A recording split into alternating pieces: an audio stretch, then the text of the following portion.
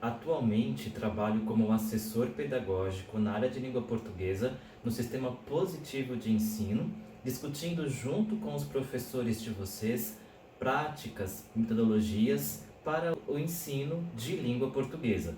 Hoje estou aqui para, junto com vocês, alunos, discutirmos nessa aula os temas que estão presentes ali na página 49, 50 e 51 do nosso livro didático de literatura. Essa nossa aula, ela está organizada em 3 momentos. Atenção aí, olha. Na parte 1, nós vamos discutir as conexões entre a literatura brasileira e as literaturas africanas de expressão portuguesa. Nessa primeira parte, o nosso olhar vai girar em torno de uma aproximação entre texto em prosa. Na parte 2 dessa nossa aula, nós vamos continuar explorando essas conexões entre literatura brasileira e literatura africana de expressão portuguesa, mas observando os textos que são poéticos. E na terceira parte da nossa aula, nós vamos discutir então, à luz do texto de Afrânio Coutinho, qual é a importância da literatura. Afinal de contas, literatura para quê? Pega lá o seu material, corre lá, pega o seu caderno também para anotação, porque a nossa aula já vai começar.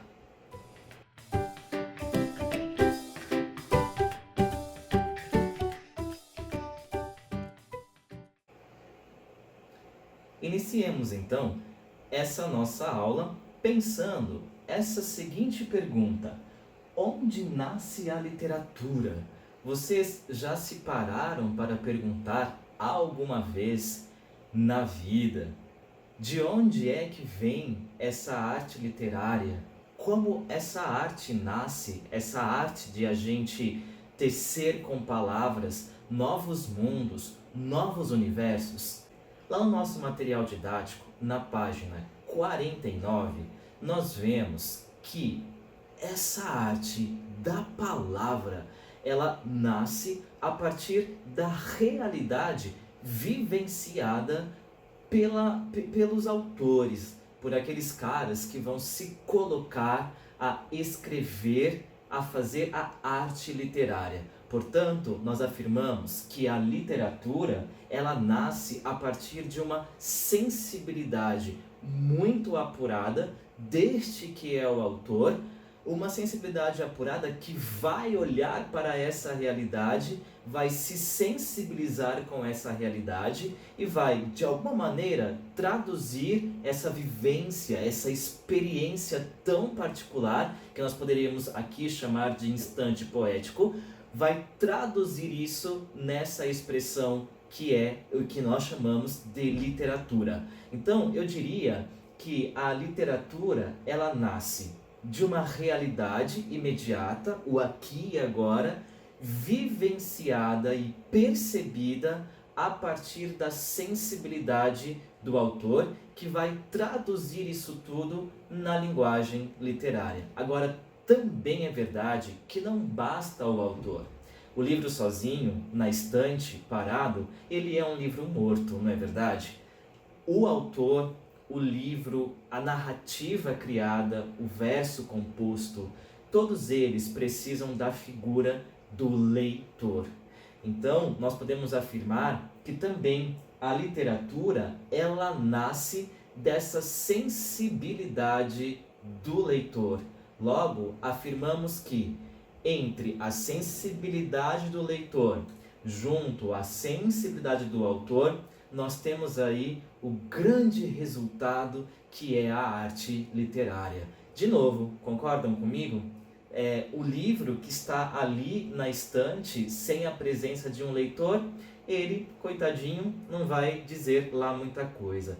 Ele passa a fazer sentido quando o leitor se apropria daquele texto, se debruça sobre aquela história, sobre aqueles versos e aí então vai construindo sentidos. A arte literária, portanto, nasce dessa sensibilidade dialogada, dessa sensibilidade intercruzada do leitor, do autor e da realidade. Dito isso, nós podemos dizer que a literatura, ela é uma arte que nos propicia o questionamento. Olha só que bacana! Por que disso? Por que nós podemos afirmar que a literatura ela vai promover o questionamento? Porque a literatura ela não tem, a princípio, qualquer compromisso com o politicamente correto. O que eu quero dizer com isso? A literatura ela vai colocar o dedo nas feridas humanas. Por isso que a gente vai ver ali nos textos literários discussões sobre as contradições que são próprias a nós, seres humanos. Então, por exemplo, a tristeza e a alegria, o amor e a traição, a vida e a morte, a justiça e a injustiça. Tudo isso e tantas outras temáticas que fazem parte do ser humano, elas estarão presentes na discussão literária. Justamente porque a literatura, como afirmei agora há pouco, ela não tem um compromisso com um politicamente correto ou com uma asepsia, ou seja, sabe, colocar por debaixo do tapete tudo aquilo que a gente não quer discutir? Não, a literatura vem, tira tudo que está embaixo do tapete e coloca à luz, porque é justamente a matéria humana que é a matéria-prima da literatura. E como ela é arte, é óbvio que vai se fazer presente na literatura o questionamento. Por meio dela, nós vivenciamos uma outra realidade, não é verdade? Nós vivenciamos ali uma realidade a partir da perspectiva daquele texto que é criado, conseguimos nos colocar no lugar das personagens. Olha só que incrível isso.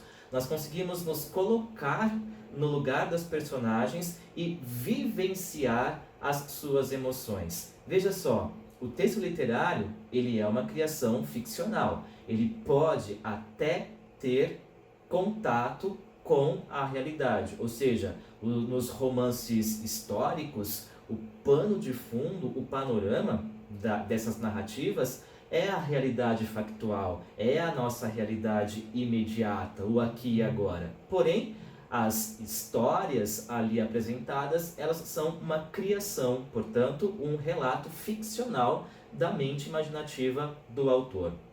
Agora, o fato, e aqui está a beleza da literatura, o fato é que quando a gente se coloca nessa leitura, nesse universo outro, as nossas emoções são verdadeiras. Então, olha, vamos pegar um exemplo fora da literatura, fora ali da linguagem, da arte, da linguagem verbal. Vamos pensar ali no cinema, ou mesmo numa música. Não é verdade que quando a gente está diante de um filme e a gente se identifica com os personagens, nós vivenciamos as alegrias, as angústias, ficamos bravos com os antagonistas do nosso protagonista ali da história. E a mesma coisa quando nós ouvimos alguma música, a música desperta na gente emoções que são verdadeiras, assim como a literatura. Então, para a gente voltar aqui o raciocínio, a arte literária, ela promove esse questionamento. Por quê?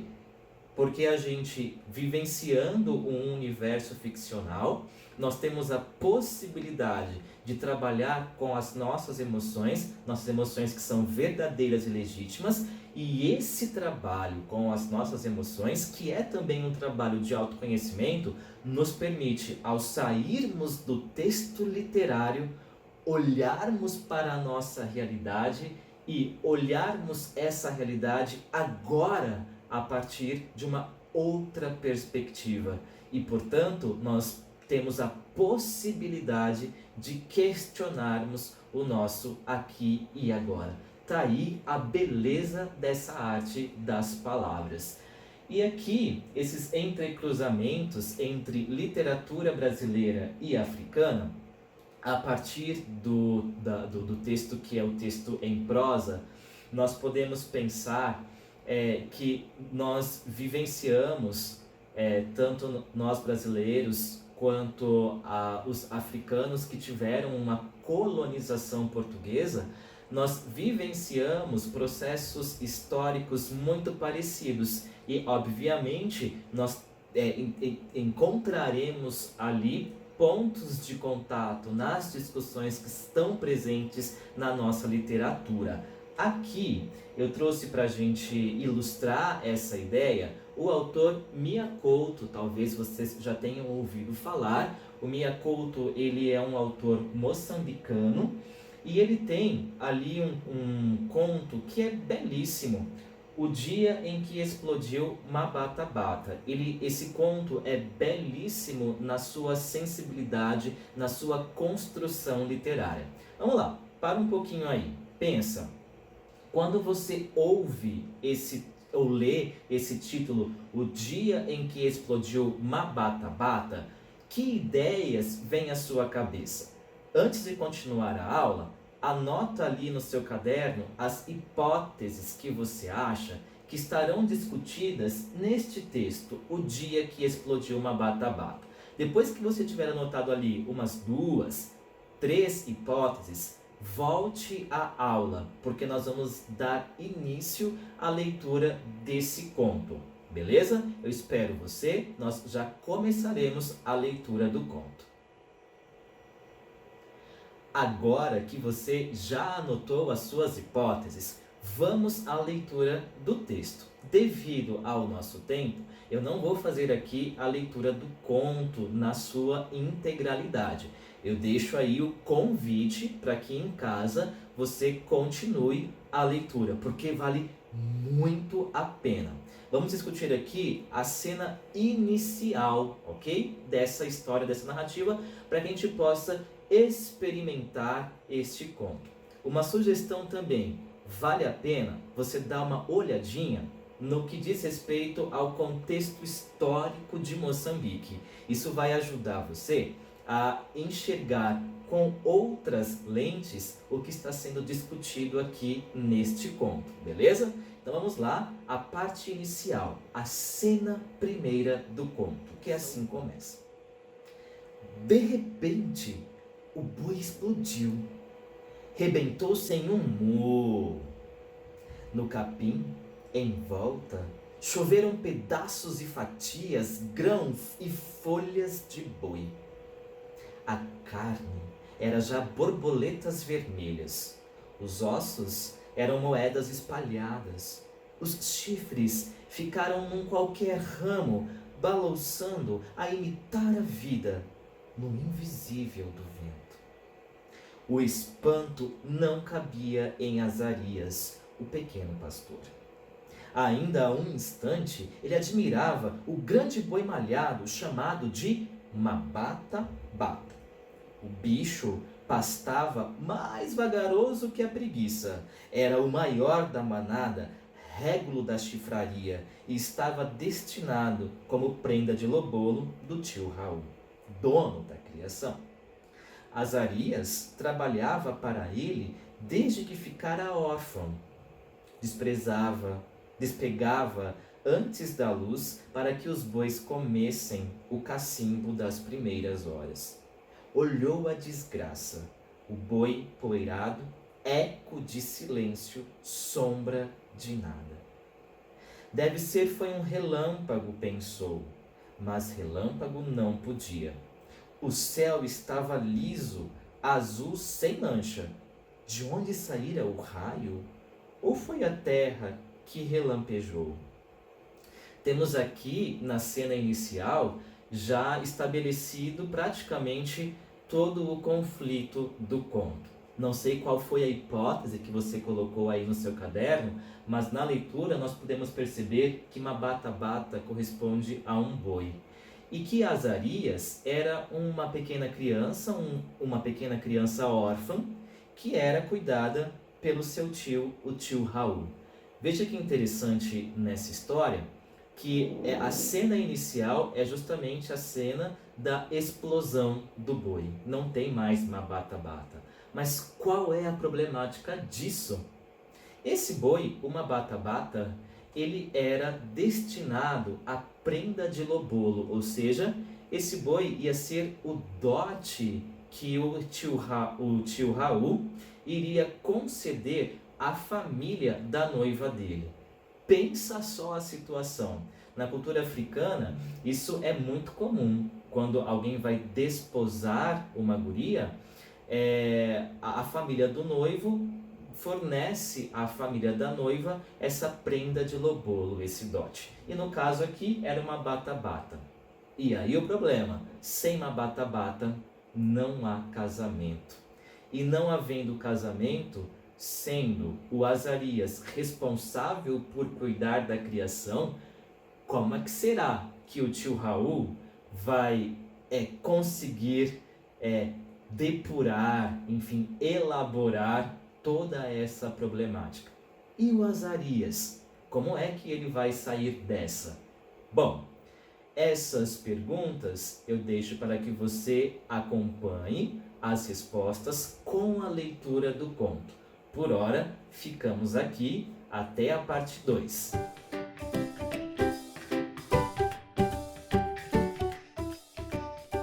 Agora, na parte 2, vamos observar entrecruzamentos entre a literatura brasileira e a literatura africana, como está aqui colocado, mas enxergando o texto poético. Nós vamos trabalhar com o texto que está aí presente no seu livro, na sequência que a gente vem seguindo. Lembrando que estamos ali nas páginas 49, 50 e 51, tá bem? Então, nós vamos agora observar e analisar o texto chamado Poema Brasileiro, que é um poema escrito por Ferreira Goulart. As informações sobre o autor, eu vou pedir para que vocês pesquisem em casa, na internet, dados sobre esse que é um grande expoente da poesia brasileira, tudo bem? Aqui nós vamos nos concentrar na leitura do texto. Poema brasileiro. Antes de a gente começar a ler, de novo, para um pouquinho a aula e anote no seu caderno algumas hipóteses, algumas ideias, enfim, aquilo que vem à sua mente quando você ouve ou lê esse título, Poema Brasileiro. O que será que vai estar discutido aqui nesse poema? O que será que o eu lírico deste texto vai colocar para a gente? Poema brasileiro. Depois que você anotar ali as suas hipóteses, aí sim você volta à aula para a gente dar continuidade à nossa análise, ok? Espero você. Agora que você já anotou ali as suas hipóteses, vamos à leitura do texto. Diz assim: Poema brasileiro. No Piauí, de cada 100 crianças que nascem, 78 morrem antes de completar 8 anos de idade. No Piauí, de cada 100 crianças que nascem, 78 morrem antes de completar 8 anos de idade. No Piauí, de cada 100 crianças que nascem, 78 morrem antes de completar 8 anos de idade. Antes de completar 8 anos de idade. Antes de completar 8 anos de idade. Antes de completar 8 anos de idade. Antes de completar 8 anos de idade. Muito bem. Na leitura desse texto, o que é que a gente observa nesse eu lírico? Repare que o texto, na sua estrutura, ele é basicamente construído a partir de uma repetição. Vocês observaram isso com certeza. A informação é sempre a mesma. No Piauí, de cada 100 crianças que nascem, 78 morrem antes de completar 8 anos de idade.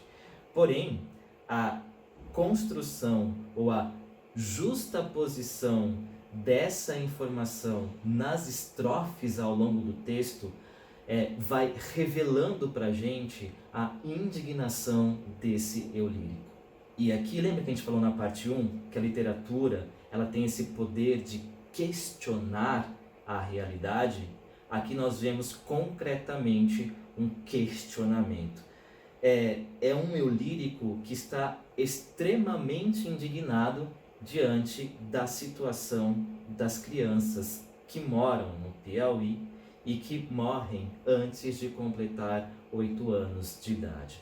Essa é uma problemática bastante séria e certamente provocou ali a sensibilidade do autor, que traduziu o seu sentimento de indignação nessa composição poética. Repare que a repetição, longe de deixar o texto enfadonho, ela é um recurso estilístico para instaurar no texto essa indignação do eu lírico e, ao mesmo tempo, provocar em nós, leitores, esse questionamento. Muito bem. Agora, nós vamos ver um outro poema, um outro texto de uma outra autora. Agora, uma autora africana, tá? Então, a Maria Alexandre Daskalo. Vou pedir também para que vocês busquem ali na internet informações sobre a autora, informações biográficas e bibliográficas, e a gente aqui vai se debruçar sobre o texto da autora na sequência ali do nosso material, beleza? O texto não tem título, mas ele traz a seguinte discussão. O garoto corria, não podia saber da diferença entre as flores. O garoto corria, não podia saber que na sua terra há morangos doces e perfumados. O garoto corria, fugia. Ninguém lhe pegou ao colo. Ninguém lhe parou a morte. Aqui nós temos também uma temática aproximada à temática escrita ali no poema brasileiro por Ferreira Goulart. Vocês perceberam a relação que se encontra entre os dois textos? Nós temos a questão infantil associada à morte. No poema da Maria Alexandre, podemos nos perguntar do que esse garoto corria. Como era essa corrida? Não era uma corrida qualquer, era uma corrida de fuga. E podemos nos perguntar, afinal de contas, de que essa criança fugia? Para onde essa criança iria que não possibilitava-lhe o olhar dos morangos doces, a diferença das flores? E essa criança, ela corre em direção à morte. E se isso não nos indigna de alguma forma, isso significa que nós precisamos urgentemente olhar para nós mesmos e procurar encontrar dentro de nós aquele sentimento, aquela essência que nos faz humanos. E nesses textos nós podemos então exercitarmos a alteridade. A gente se coloca no lugar dessas crianças evocadas por esses eu líricos dos textos e nos compadecemos e questionamos e nos tornamos assim responsáveis por promovermos um mundo novo e um mundo melhor. Me vem agora uma música que seria legal vocês ouvirem. É uma música do Michael Jackson, Heal the World. E acredito que essa música vai ajudar a gente também nessa discussão, ok? Tarefinha para casa, turma.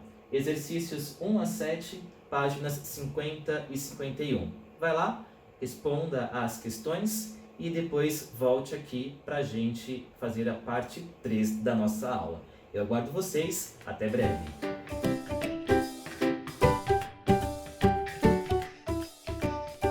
Agora que vocês terminaram os exercícios da parte 2, vamos dar sequência à parte 3. E para essa parte eu preciso que vocês peguem lá o material na página 51, tá bom? Nós iremos fazer uma leitura comentada do texto que está ali presente na página, visto que vocês precisarão de realizar um resumo como tarefa, ok? Então essa leitura comentada, acredito que ela irá ajudar vocês na hora de fazerem o resumo, tá bem?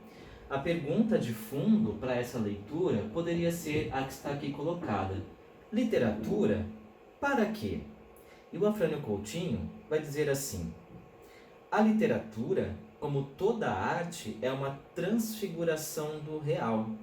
É a realidade recriada através do espírito do artista e retransmitida através da língua para as formas, que são os gêneros, e com os quais ela toma corpo e nova realidade. Aqui é o que a gente havia comentado lá na parte 1, lembra?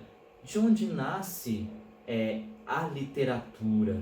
Nós vimos desse diálogo, desse entrecruzamento entre uma sensibilidade, que é a sensibilidade do autor, a realidade por ele experimentada e a sensibilidade do leitor quando vai ler a obra. Mas no momento da produção da obra, é o autor diante da sua sensibilidade e o mundo que lhe cerca, e ele vai procurar traduzir isso, essa expressão, ele vai procurar expressar isso por meio da palavra. Por isso o texto afirma, esse real transfigurado. É esse real experimentado e sentido a partir do viés do autor e que é traduzido na linguagem literária por meio das palavras. E segue o texto. Passa então a viver outra vida autônoma, independente do autor e da experiência de realidade de onde proveio. Aqui também a ideia é importante, sabe? Quando a gente está diante de uma atividade de interpretação de texto e a gente se pergunta, mas o que o autor quis dizer? Essa pergunta não cabe. Por quê? Porque, como diz o Afrânio Coutinho, uma vez colocado o ponto final na obra, o texto ele adquire a sua autonomia, independente ali do querer e da vontade do autor. Então, mais do que o que o autor queria dizer, a pergunta que a gente deve se fazer é: o que diz essa obra? Depois segue. Os fatos que lhe deram às vezes origem perderam a realidade primitiva e adquiriram outra, graças à imaginação do artista. São agora fatos de outra natureza, diferentes dos fatos naturais objetivados pela ciência ou pela história ou pelo social. Justamente porque a literatura ela é uma recriação, não é uma notícia, mas é uma recriação dos dados, dos fatos vivenciados na realidade imediata. Segue o texto. O artista literário cria ou recria um mundo de verdades que não são mensuráveis pelos mesmos padrões das verdades fatuais. Isso, nós estamos aqui já não mais no terreno da referencialidade, mas no terreno da recriação, a recriação imaginada. Por isso que, de fato, diz lá o texto, ele recria um mundo que já não pode ser medido a partir do olhar nosso, o olhar cotidiano, porque estamos aqui numa outra perspectiva, num outro viés. Os fatos que manipula não têm comparação com os da realidade concreta, são as verdades humanas gerais, olha, aquilo que eu havia afirmado para vocês antes. A literatura, ela vai tocar justamente nas verdades humanas, sejam elas quais forem, que traduzem antes um sentimento de experiência, uma compreensão e um julgamento das coisas humanas, um sentido da vida e que fornecem um retrato vivo e insinuante da vida, o qual sugere antes que esgota o quadro. Aqui é importante a gente pensar também, a literatura, como havia afirmado na parte 1, ela não tem compromisso com o politicamente correto. Sobre isso eu não vou falar porque ninguém quer ouvir. Pelo contrário, aquilo que ninguém quer ouvir é o tema propício para a literatura. A literatura é, assim, vida, parte da vida, não se admitindo possa haver conflito entre uma e outra. Através das obras literárias, tomamos contato com a vida. Falamos disso também lá na parte 1. Através das obras literárias, tomamos contato com a vida nas suas verdades eternas. Olha que bonito. Verdades eternas, aquilo que é próprio da nossa essência, próprio do ser humano. Comuns a todos os homens e lugares, porque são as verdades da mesma condição humana. Portanto, literatura para quê? Literatura para que a gente possa exercitar a nossa alteridade. Literatura para que a gente possa entrar em contato com a nossa humanidade e assim nos tornarmos sujeitos, indivíduos melhores. Antônio Cândido é outro autor que depois vocês podem dar uma pesquisada. Ele vai dizer que a sociedade que não tem acesso à literatura, a boa literatura, ela corre o risco de ter mutilada a sua humanidade. Por isso, para o autor Antônio Cândido, a literatura precisa de ser compreendida como um direito. Tomara que a gente tenha desenvolvida essa compreensão da literatura como um direito, porque assim, com toda certeza, nós nos tornaremos humanos melhores. É isso para a parte 3 e a gente já está finalizando ali a nossa aula. Fica como tarefinha para casa o resumo desse texto que nós comentamos, beleza?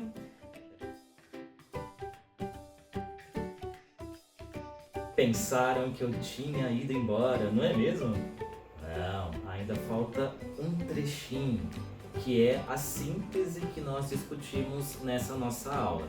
Fica lá registrado que a gente discutiu de onde que vem a literatura, a origem da literatura. Lembrando, a origem da literatura parte de um olhar sensível do autor que experimenta uma realidade, ele traduz essa experiência na linguagem literária, que por sua vez é recebida pelo leitor, que também em contato com a sua sensibilidade vai fazer essa arte ter sentido e se completar.